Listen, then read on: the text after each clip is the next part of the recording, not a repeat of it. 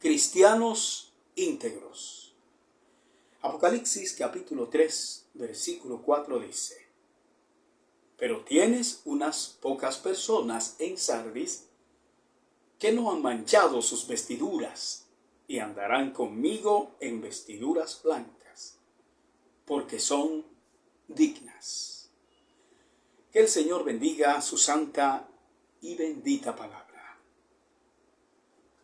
A pesar de todo lo mal que estaba la iglesia de Sardis, tenía algunas personas fieles que no se habían manchado, no se habían contaminado con las prácticas paganas.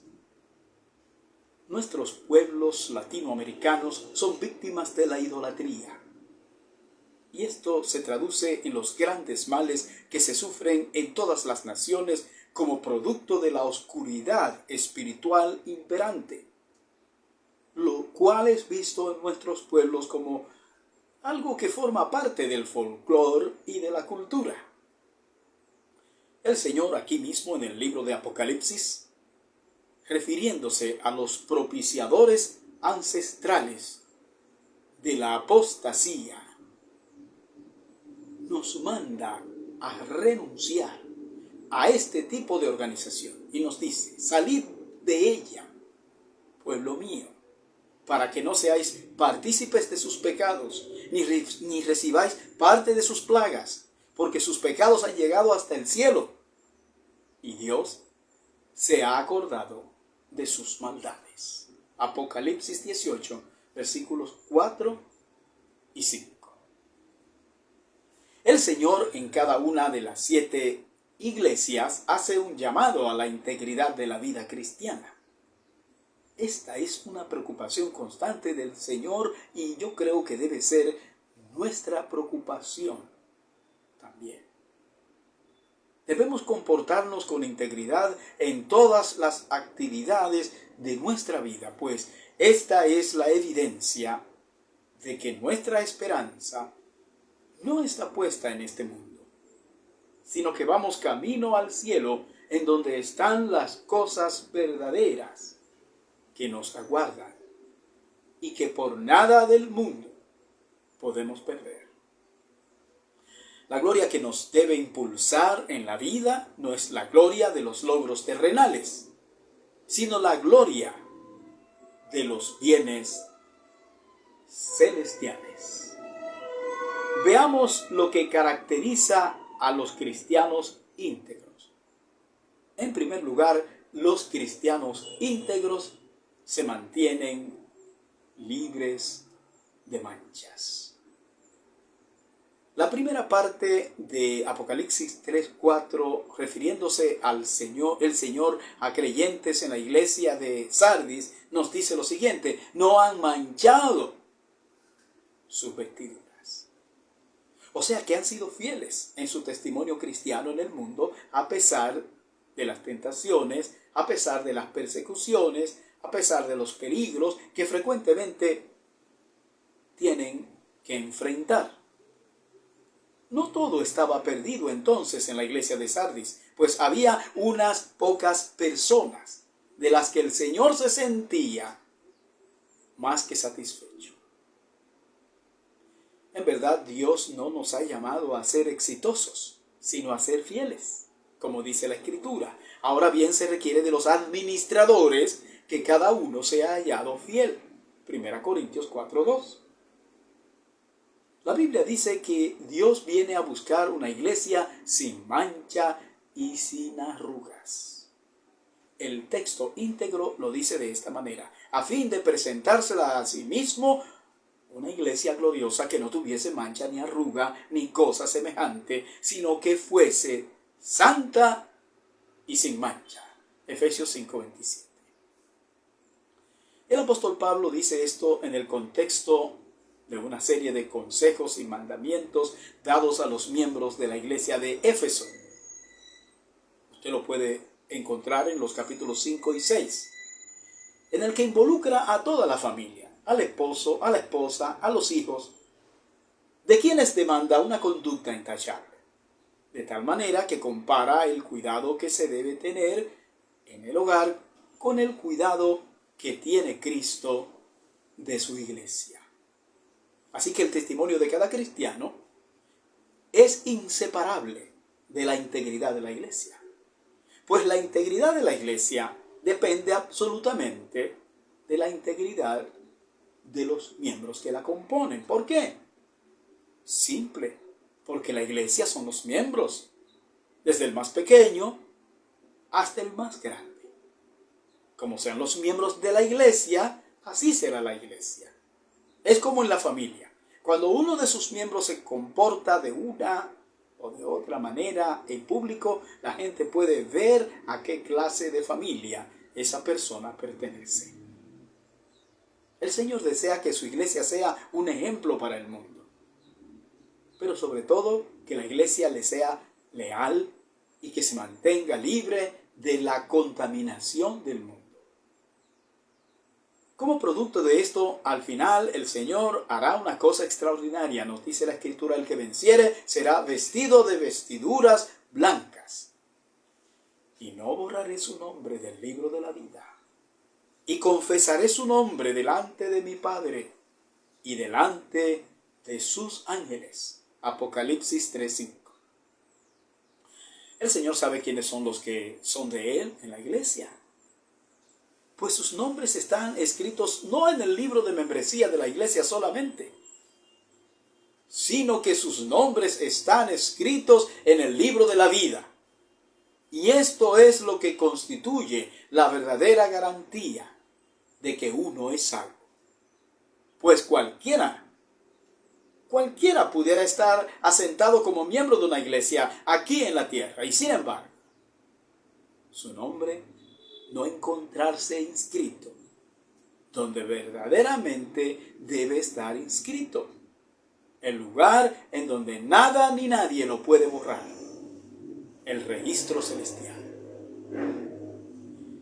Este es el resultado feliz por mantener una vida íntegra en todo el sentido de la palabra. De Apocalipsis 3:5 hablaremos en nuestros 2 próximos temas de esta serie. ¿Cómo sabemos? Es posible que un cristiano peque, pero tiene la oportunidad de confesar su pecado y recibir el perdón de parte del Señor. No que esto sea una práctica en su vida, no puede serlo, sino que si de alguna manera llega a pecar, tiene el recurso disponible del perdón mediante la confesión sincera y oportuna, como dice la Escritura. Pero si andamos en luz, como Él está en luz, tenemos comunión unos con otros. Y la sangre de Jesucristo, su Hijo, nos limpia de todo pecado. Si decimos que no tenemos pecado, nos engañamos a nosotros mismos, y la verdad no está en nosotros. Si confesamos nuestros pecados, Él es fiel y justo para perdonar nuestros pecados y limpiarnos de toda maldad. Primera de Juan 1, 7 al 9. Fíjese, Jesucristo es el Cordero de Dios que derramó su sangre preciosa, que borra las manchas, que quita el pecado, motivo por el cual el creyente verdadero, cuando peca, debe correr inmediatamente a lavar sus ropas a la fuente de vida del Cordero. Dice la Escritura: yo le dije, Señor, tú lo sabes. Y Él me dijo: estos son los que han salido de la gran tribulación y han lavado sus ropas y las han emblanquecido en la sangre del Cordero. Apocalipsis 7:14. Este versículo habla del acto de salvación operado por Cristo una sola vez, ¿cierto? Que fue un acto único e irrepetible, tal y como nos lo explica el escritor del libro de Hebreos, en Hebreos 10, 12 al 36. Pero la influencia de esta muerte vicaria de Cristo incide en toda la vida del creyente, desde el momento de su conversión hasta el momento de su muerte, de la muerte del creyente. Es este sacrificio de Cristo el que garantiza la seguridad de salvación de todo creyente. O sea, el creyente depende constantemente de este sacrificio único que Cristo hizo en la cruz. En segundo lugar, los cristianos íntegros serán recompensados por el Señor.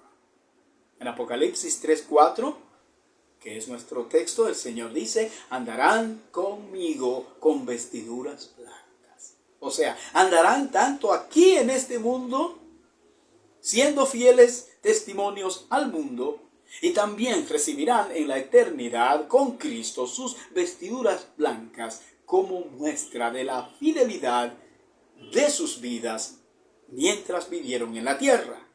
Dice la Escritura: gocémonos y alegrémonos y démosle gloria, porque han llegado las bodas del Cordero, y su esposa se ha preparado, y a ella se le ha concedido que se vista de lino fino, limpio y resplandeciente. Porque el lino fino es las acciones justas de los santos. Apocalipsis 19, versículos 7 y 8. Como vemos aquí, esta es una promesa no solo para la iglesia de Sardis, sino para todas las iglesias del Señor en todos los tiempos que sean fieles a Él. Es una promesa para todo creyente que sea fiel al Señor en todos los aspectos de su vida. Esta expresión, andarán conmigo con vestiduras blancas, recuerda cuando Adán y Eva se paseaban con Dios en el huerto del Edén, libres de toda culpa, libres de toda vergüenza, libres de todo miedo, libres de todo dolor, libres de todo riesgo. El pecado trajo una maldición tan grande a la vida del hombre que trastornó toda su existencia. Dice la Escritura: entonces fueron abiertos los ojos de ambos y conocieron que estaban desnudos.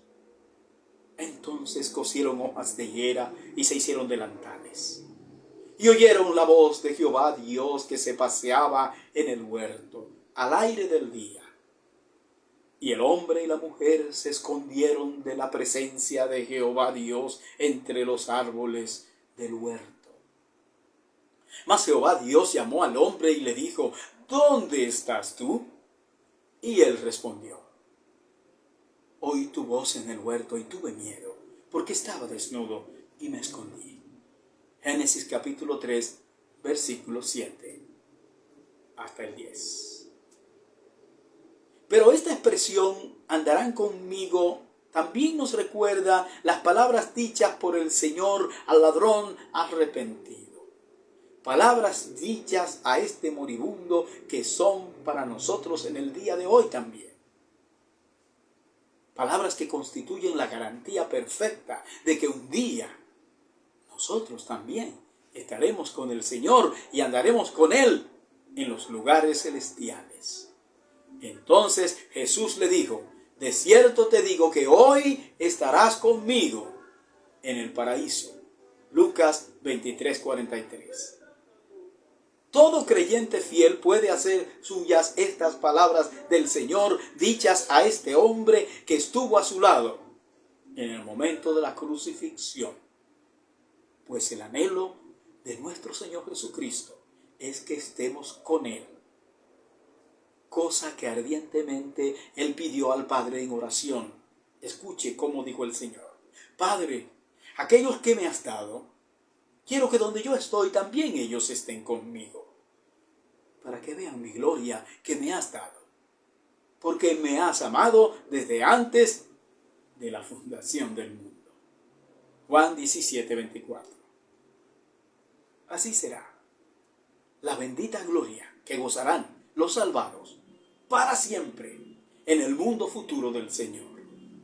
Dice la Escritura: y no habrá más maldición, y el trono de Dios y del Cordero estará en ella, y sus siervos le servirán, y verán su rostro, y su nombre estará en sus frentes. Apocalipsis 22, versículos 3 y 4. Finalmente, los cristianos íntegros son declarados dignos por el Señor. Los cristianos íntegros recibirán el título de ser declarados dignos, que les será otorgado por el Señor. Y este estado de dignidad es el que les ha hecho soportar toda prueba en el camino y haberse mantenido limpios de toda cosa inmunda. Por esto tenemos el poderoso aliento que nos anuncia. Santiago nos lo dice, nos lo anuncia Santiago, el hermano de Jesús, el cual nos dice: bienaventurado el varón que soporta la tentación, porque cuando haya resistido la prueba, recibirá la corona de vida que Dios ha prometido a los que le aman. Santiago 1, versículos 12 y 13. Pero estemos muy claros que este acto de reconocimiento celestial solo es posible para los que disfrutan de la gracia, los que previamente han sido alcanzados con el perdón inmerecido aquí en la tierra por haber creído en el único que lo puede otorgar por su gran misericordia. Pues ningún mérito humano podrá influir en este acto salvífico excelente y único. Dice la Escritura: porque por gracia sois salvos por medio de la fe, y esto no de vosotros, pues es don de Dios, no por obras, para que nadie se gloríe. Efesios 2, 8 y 9.